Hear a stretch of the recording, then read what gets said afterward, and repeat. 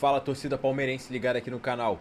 Vamos aqui acompanhar as últimas informações do Palmeiras, a mídia rasgando elogios ao time do Palmeiras. Bora pro vídeo, mas antes de tudo, deixa o like no canal, se inscreva no canal, deixa o like no vídeo, na verdade. E tem produtos com preços exclusivos e com desconto aqui no canal para vocês. Bora pro vídeo. Zé Ricardo. Trabalhou muito no sentido de tentar parar as jogadas ofensivas do Palmeiras. Aí o Palmeiras consegue fazer um gol, já passando dos 27 minutos. Eu, Prihal, confesso para você que eu imaginava o Palmeiras fazendo o gol mais cedo do que aos 27 minutos. Mas o time marcando muito, essa linha de 5, uma linha, dá para notar até na imagem agora, uma linha de 5 jogadores, até 6 em alguns momentos, porque não só os 3 zagueiros, ainda encaixava mais um volante entre os zagueiros. O Palmeiras teve muitas dificuldades, tentando sair nas jogadas individuais, no 1 contra 1, tentou até de média distância, chutes de fora da área, mas a resistência do Cristal era uma resistência muito grande. O Palmeiras teve...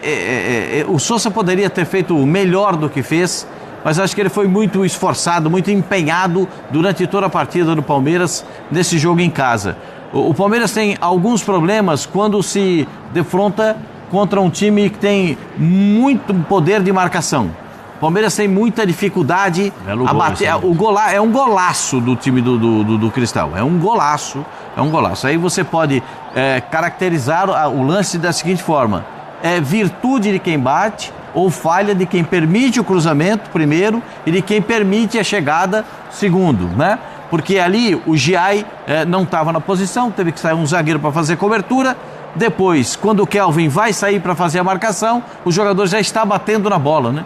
E eu não tinha como o Carlos Miguel fazer defesa nesse lance. Foi um bonito gol da equipe do Cristal. E o jogo vai seguir assim, ó. Palmeiras tentando de média distância, batendo no gol, tentando furar um bloqueio. Palmeiras teve muitos escanteios, teve um gol anulado, bem anulado, né? Do Flaco. Complementar, do Flaco Lopes, uma bola que foi cruzada na área e ele estava na posição de impedimento.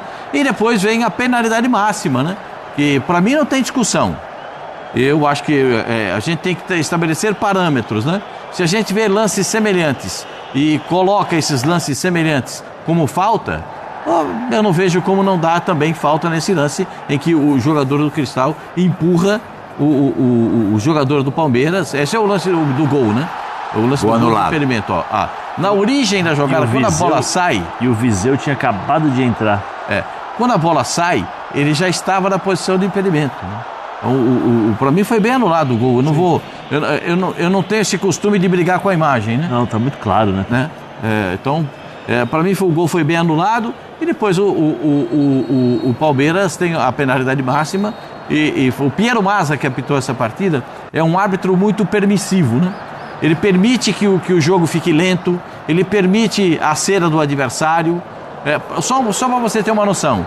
Quando parou para tomar água no primeiro tempo, sabe quantos minutos o Palmeiras tinha jogado de futebol? Desculpa de interromper, seria um golaço do Alain, hein? A bola vai lá no ferro, né? Ela acordou a coruja, ó. Ela foi lá, acordou a coruja. A coruja estava dormindo coitadinha ali, cegada, acordou a coruja. Esse é o lance do pênalti. Lugar eu chamaria de penaltizinho. Pênalti é pênalti embaixo e em cima, né? Ele dá um trança-pé embaixo, olha ali, ó. Tem um trança-pé embaixo e tem um empurrão em cima. O que precisa mais fazer? O Zé que fala, o que precisa mais para ser pênalti? Pênalti, claro. Pênalti, claro, não sei quem... Agora, o Palmeiras precisa, em alguns momentos, e vai precisar disso ao longo da Libertadores... Foi pênalti. Dá uma... Daqui a pouco eu vou querer saber do Rafa Marques, que está agora com a gente, se ele achou que foi pênalti também. Esse aí é um talento espetacular, Rafael Marques. Na minha visão, foi pênalti. O Palmeiras precisa encontrar metodologia para superar a retranca. E para superar a retranca, você precisa de velocidade. Para superar a retranca, você tem que ter toques rápidos. Para superar a retranca, você precisa do individual, do drible, da iniciativa dos jogadores. Se você tiver esses fatores, você supera o adversário. Palmeiras tem isso? Tem. Mas quem tem isso não estava em campo, né? Que é o Tigrinho e o Paulinho. 1 contra 1 do Paulinho é espetacular. Não dava pro Tigrinho? O Tigrinho ainda não. Na avaliação do pessoal do Palmeiras é o seguinte, isso quem me falou foi Nicolete, eu vou dar aqui a fonte, quem me contou foi o nosso repórter... Vulgo Galan. Ele mesmo. O Tigrinho foi jogar a final do campeonato, e para jogar a final do campeonato teve uma infiltração. e essa infiltração atrapalhou a recuperação dele. O Zé sabe bem o que é isso, que infiltração atrapalha a recuperação. É o que colocaram, né? E aí acabou tendo esse problema. O Paulinho, eles estão tendo todo o cuidado do mundo para ele entrar numa mais situação... um pouco. E mais um pouco, para ele entrar numa verdadeira condição de jogo. Tô vendo igual o dentro... Abel, ó. É, você tá bem vestido. Tá bem vestido. Mesmo tom do Abel. Não. Então, o Mas ele é mais Palmeiras claro. sofreu mais Sou meio daltônico, do né? que podia no jogo contra o Cristal, porque o time do Cristal não é bom. Mas o Palmeiras sofreu mais do que Rafa, podia. foi pênalti, Rafa? Boa noite, meu querido. Foi sim, Fluihal. Boa noite a você, boa noite ao Mestre Pascoal, Super Zé. Uma sexta-feira diferente, né? Muito triste para todos os que amam o esporte brasileiro, que todos que reconhecem no Oscar a grande figura que ele foi para o esporte mundial, não só o futebol brasileiro, que descansa em paz o Mão Santa, mas a nossa vida precisa seguir, né? E assim, respondendo a sua pergunta, foi pênalti. O Andrés Maton, o Piero Massa foi feliz na marcação do pênalti, porque é o tipo do lance que, se é fora da área, essa falta em cima do menino do Palmeiras, do Arthur, se isso acontece fora da área, não tem nenhuma discussão, né? É uma falta de jogo. Aí, se a falta de jogo fora da área acontece, dentro da área é pênalti, é o que diz a regra. Para mim, pênalti bem marcado. Rapidíssima parada, o último break do... Latifi, deixei para o final aqui no nosso assunto Verdão o que o torcedor mais quer saber, né? Ontem, Vitor Roque vai pro jogo, não vai mais uma vez, né? Já tô cansada de falar isso jogo a jogo aqui, já tem um mês que a gente tá nessa pauta e a gente não consegue sair. Aí ontem não, hoje vai. Pode ser titular ou não, é pelo menos no banco, esse cara vai ficar e vai entrar no jogo. Sai a escalação, não tem Vitor Roque. E aí, mais do que pensar aí pro próximo jogo, aliás, a gente tem onde assistir aí do próximo jogo, né? Já podemos colocar na tela aí para vocês acompanharem, anotarem na agenda. Palmeiras e Atlético Paranaense, domingo, 6h30 da tarde, no Allianz Parque, transmissão do Premier, jogo válido pela 12ª rodada. Mais do que saber se finalmente ele vai pro jogo, eu acho que o torcedor palmeirense quer saber o que de fato está acontecendo, né, Latifi? Porque assim, o que foi divulgado? Uma pancada. E pelo que a gente entende, uma pancada não é algo que tira um jogador de um mês. O último jogo dele foi no dia 21 de março. Então a gente está completando aí quase um mês de Vitor Roque fora. Ele entrou num jogo, são 9 jogos, mas no meio deles, eu esqueci de citar isso ontem, eu não tinha passado batido. O clássico contra o São Paulo, ele jogou 14 minutos. Perfeito. Esse do dia 21 foi o jogo contra o São Paulo, foi contra o Novo Horizontino, que foi a... Vou até chegar não, aqui. 21 de março você tá certa. 21 de março foi é o jogo contra de São Paulo. Esse do dia 21 foi que São ele jogou Paulo 14 mesmo. minutos, isso aí, tá certo, desculpe. E ele já estava no sacrifício, né? Ele já estava com essa questão. São 9 jogos sem ser titular. Sim. Mas eu quero saber, então, Latifi, se ele volta no fim de semana, por que ele não voltou ainda? O que está acontecendo? Acho que é essa transparência que o torcedor palmeirense está sentindo falta. Olha... Pois é, Lu. Vamos lá. Informação de hoje. O Vitor Roque, ele participou de todo o treino do Palmeiras de futebol e a tendência é que ele seja relacionado para o jogo contra o Atlético Paranaense. O Vitor Roque, ele sofreu uma pancada no tornozelo esquerdo na semifinal do Paulista contra o São Paulo, isso lá atrás, e nessa pancada gerou um trauma no tornozelo esquerdo. E aí, por conta disso, o Vitor Roque ficou um período muito longo sem até participar dos treinos do Palmeiras.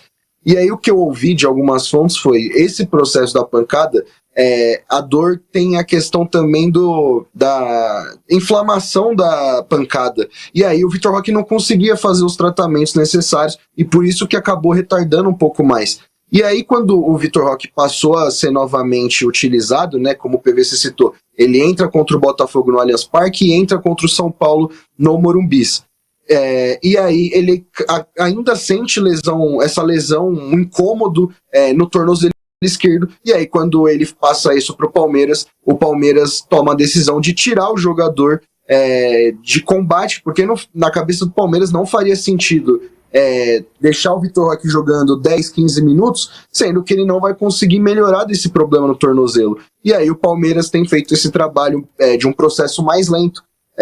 Na data FIFA, o Vitor Roque não treinou nenhuma vez naquela pausa, nenhuma vez. Ele só participou do aquecimento em Cartagena antes do Palmeiras enfrentar o Júnior Barranquilla. Então o Palmeiras optou por segurar mais uma vez agora, né? A gente noticiou que no derby ele poderia ir pelo menos para o banco e não foi. Agora ele teria condições de jogo e o Palmeiras também optou por tirar, por entender que na semana de treino ele ainda não estava 100% confiante de colocar o pé na dividida, de fazer uma finalização mais potente, então por isso ele foi resguardado, mas a tendência é que ele esteja à disposição contra o Atlético Paranaense. E enfim, o Tigrinho vai voltar depois de 5 jogos fora sem ser relacionado, né? Nem pelo menos no banco de reserva. Pois é. Ô Latifi, essa insegurança que você fala, esse 100% que você fala, que aliás é uma expressão que também virou meio da moda por causa do 100% do Ancelotti lá com o Neymar. O que é esse 100%? Então eu repasso a pergunta para você. O que é esse 100%? É uma insegurança do próprio Vitor Roque, como você falou, em alguma dividida? Ele não está 100% condicionado, apto para um jogo de alto nível? É mais uma sensação do próprio jogador? Tem esses 2 pontos que o Palmeiras tem passado em relação ao Vitor Roque. O recondicionamento físico, como ele ficou muito tempo sem jogar, não dá para o Vitor Roque ser colocado de qualquer forma, né? Então tem sido feito esse trabalho do recondicionamento físico e também dessa questão dele estar 100% confiante de entrar em toda a dividida. Então esse também é um fator que pesa, porque se o jogador não está se sentindo confiante, é uma bandeira para o clube de que alguma coisa está incomodando ainda. Então, por isso que o Palmeiras fez esse trabalho mais lento e gradual com o Vitor Roque, pensando também que a temporada vai ser disputada até dezembro. Então, já fez um sacrifício com o jogador nas finais do Paulistão e não quer fazer agora mais uma vez. Eudes, sobre essa situação.